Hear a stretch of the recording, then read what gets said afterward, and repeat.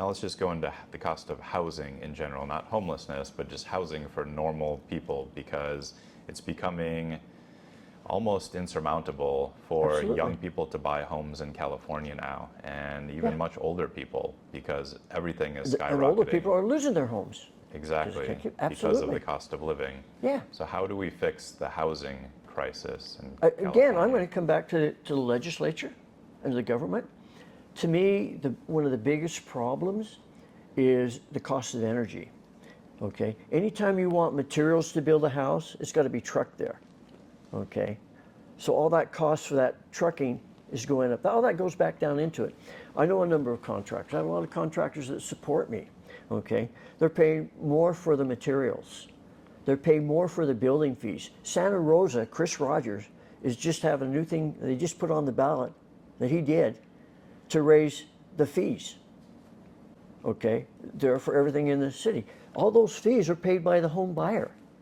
Okay, you're required to have certain fire extinguishers in your kitchen, systems. Okay, you have to have those. Everything has to be electric. All of those things add to the cost. The contractors aren't making any more money, okay, because all those costs go right back to the people that want to buy homes.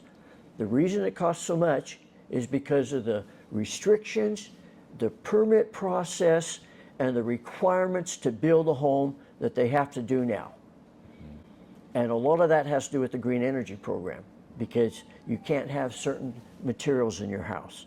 You have to do it a certain way. Everything new has to have solar panels. This all adds on to the cost of that home. And that's a large part of it.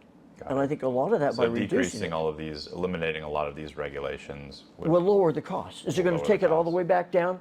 No, because as we know through my lifetime, through your lifetime, we know that once prices go up, they don't go down very quickly. Yeah, unless it's an election year and they take the gas inflates, down. It doesn't come back down, Exactly. but we can at least try to level it off Exactly. and let people's real incomes catch up, maybe. Well, that's exactly it. And housing is no different than the rest of the cost of living for food. Energy is one of our big things. We are paying so much for energy, and all those costs for energy come right back on top for the consumers. Whether it's for eggs, whether it's for milk, it's costing the dairies more to produce the milk. It's costing, whether it's the cattle ranch or whatever. Although their costs are going up. They're not eating that cost. It's just like corporations. You want to tax the corporations?